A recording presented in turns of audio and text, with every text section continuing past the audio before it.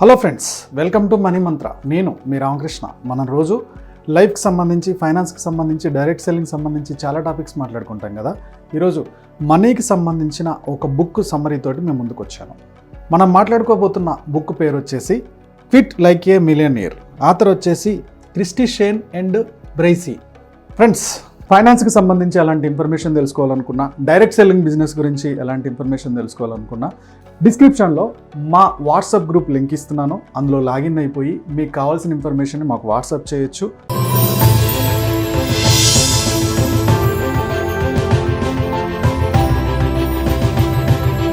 మన లైఫ్లో మనీది చాలా పెద్ద రోల్.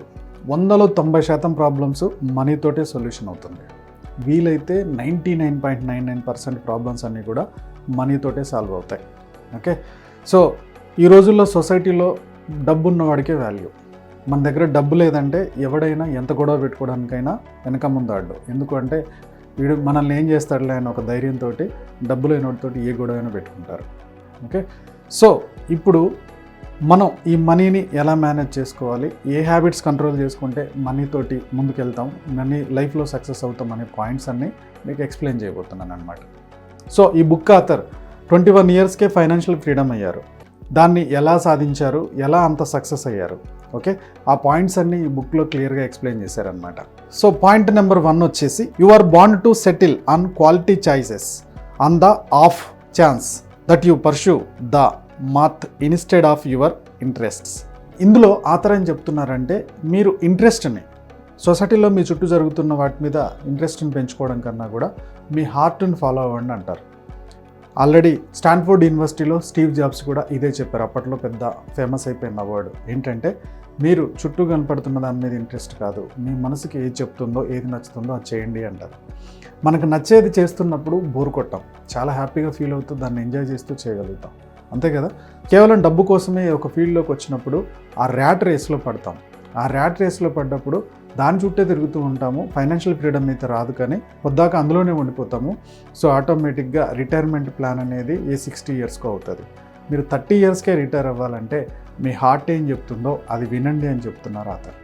సో ఆథర్ క్రిస్టీ దగ్గర 3 ఆప్షన్స్ ఉండే. అప్పుడు తనకి 3 ఫీల్డ్ మీద ఇంట్రెస్ట్ ఉండే. ఒకటి బుక్ కీపింగ్, రెండోది కంప్యూటర్ ఇంజనీరింగ్, మూడోది వచ్చేసి రైటింగ్. అంటే ఏదన్నా ఒక బుక్ రాయాలి, ఆథర్గా మారాలనేది తన డ్రీమ్. సో దీనికోసం ఏం చేశారు, అప్పుడు లెక్కలు చూసుకుంటారు కదా, హార్ట్ ఫాలో అవ్వలేదు. సో అప్పుడు లెక్కలన్నీ చూసుకున్నారు. లెక్కలు చూసుకున్నప్పుడు అకౌంటింగ్కి వెళ్ళామనుకోండి, సో ఎంత మిగులుతుంది అన్నప్పుడు కెనడాలో యావరేజ్గా లెక్క చూసుకుంటే శాలరీ అంతా పోను లాస్ట్కి ఒక $2,500 పర్ ఇయర్ మిగులుతుంది. సో దీనివల్ల నాకు వచ్చేది ఏం లేదు, సో కంప్యూటర్కి వెళ్దాం అనుకుంది. సో కంప్యూటర్ కోర్స్ చేసినప్పుడు కంప్యూటర్లో ఒక 3 ఇయర్స్ జాబ్ చేసింది. యావరేజ్గా ఫైనాన్షియల్ ఫ్రీడమ్ అవ్వడానికి తనకు చాలా సంవత్సరాలు పడుతుందని క్లారిటీ వచ్చింది. సో అందులో సంపాదించిన డబ్బులను కొద్దిగా పక్క పెట్టేసుకొని, ఇదంతా కాదు, నేను ఆథరే అవ్వాలి, నాకు ఇష్టమైన రైటింగే రాసుకోవాలని చెప్పి రైటింగ్లోకి దిగింది.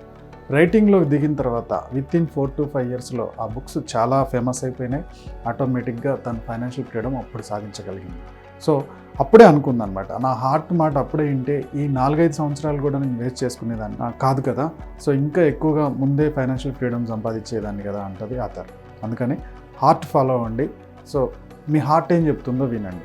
ఆ ఫీల్డ్లో మనస్ఫూర్తిగా పనిచేస్తున్నప్పుడు మీకు దాంట్లో లోపాలు ఇంకా ఎలా డెవలప్ చేయాలో ఒక ఇది దొరుకుతుంది, దాని నుంచి ముందుకు వెళ్ళొచ్చు అంటారు ఆథర్. ఆథర్ చెప్తున్న సెకండ్ పాయింట్ వచ్చేసి అవాయిడ్ డెప్ట్స్, అప్పులకి దూరంగా ఉండాలి అంటున్నారు.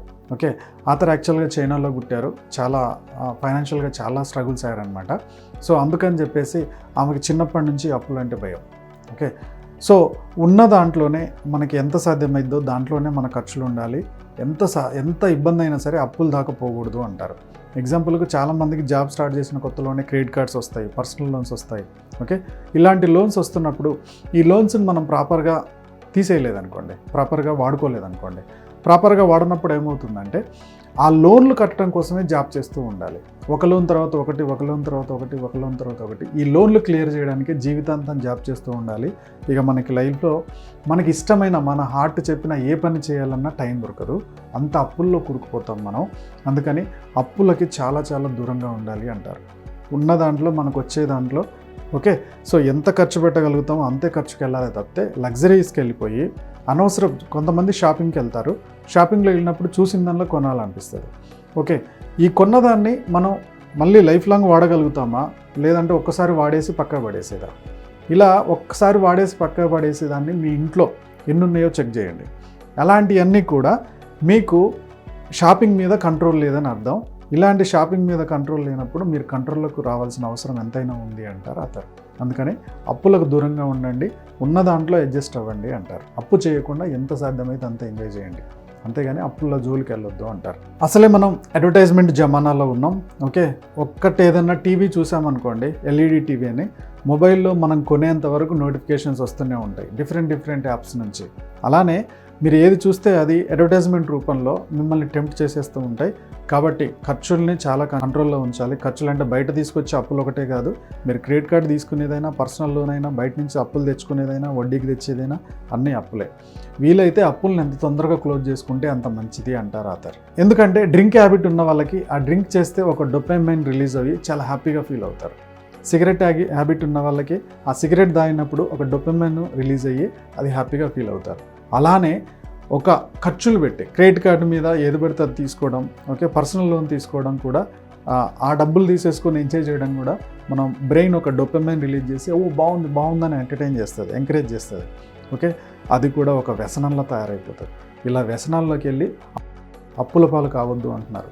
పే ఫర్ యువర్ ఎక్స్పీరియన్స్ అంటే ఎక్స్పీరియన్స్ మీద డబ్బులు ఖర్చు పెట్టమంటున్నారు. ఎగ్జాంపుల్కి మీరు గిటారా నేర్చుకుంటున్నారు అనుకోండి, ఆ ఎక్స్పీరియన్స్ని హ్యాపీగా ఫీల్ అవుతారు, అలాంటి వాటి మీద ఖర్చు పెట్టండి.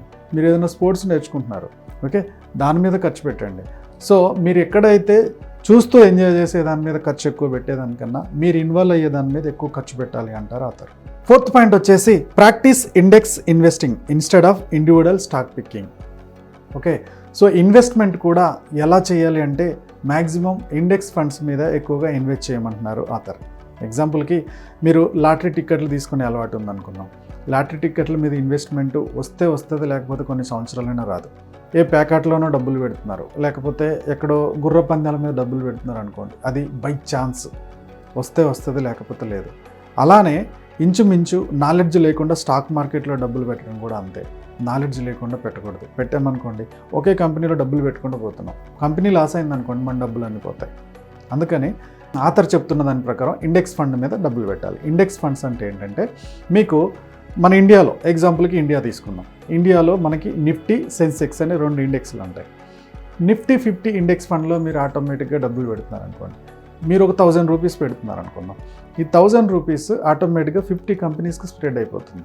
ఒక కంపెనీ తగ్గినా, ఒక కంపెనీ పెరిగినా ఆటోమేటిక్గా మీకు అన్నీ కలిపి బ్యాలెన్స్ అయిపోతాయి. సో మీరు గ్రోత్ సేఫ్టీగా మిమ్మల్ని ముందుకు తీసుకెళ్తుంది. ఇది ఇండెక్స్ ఫండ్ అన్నమాట.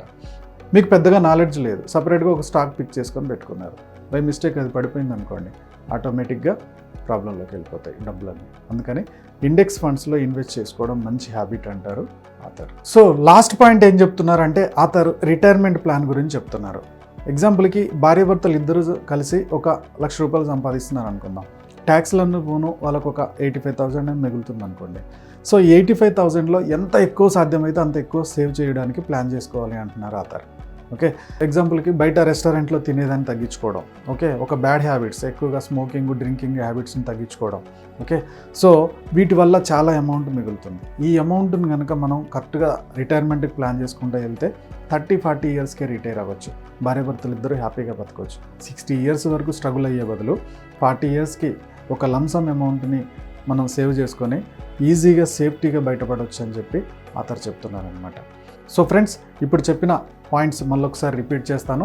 సో పాయింట్ నెంబర్ 1 వచ్చేసి, you are born to settle on quality choices on the of chance that you pursue the math instead of your interests. Author చెప్తున్న సెకండ్ పాయింట్ వచ్చేసి అవాయిడ్ డెప్ట్స్, అప్పులకి దూరంగా ఉండాలి అంటున్నారు. Pay for your experience. 4th point వచ్చేసి practice index investing instead of individual stock picking.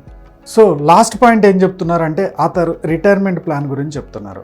Okay friends, ఈ book లింక్ని కింద డిస్క్రిప్షన్లో ఇస్తున్నాను. ఫైనాన్స్కి సంబంధించి ఎలాంటి ఇన్ఫర్మేషన్ తెలుసుకోవాలనుకున్నా, డైరెక్ట్ సెల్లింగ్ బిజినెస్ గురించి ఎలాంటి ఇన్ఫర్మేషన్ తెలుసుకోవాలనుకున్నా డిస్క్రిప్షన్లో మా వాట్సాప్ గ్రూప్ లింక్ ఇస్తున్నాను. అందులో లాగిన్ అయిపోయి మీకు కావాల్సిన ఇన్ఫర్మేషన్ మాకు వాట్సాప్ చేయొచ్చు. ఈ వీడియో కనుక మీకు నచ్చినట్టయితే లైక్ చేయండి, కామెంట్ చేయండి, షేర్ చేయండి. మా యూట్యూబ్ ఛానల్ చూస్తున్న మా వ్యూవర్స్, మా సబ్స్క్రైబర్స్ లైఫ్లో ఎప్పుడు కూడా గొప్పగా స్థిరపడాలని కోరుకోవడంలో మా మనీ మంత్రం ముందుంటుంది. Go self made.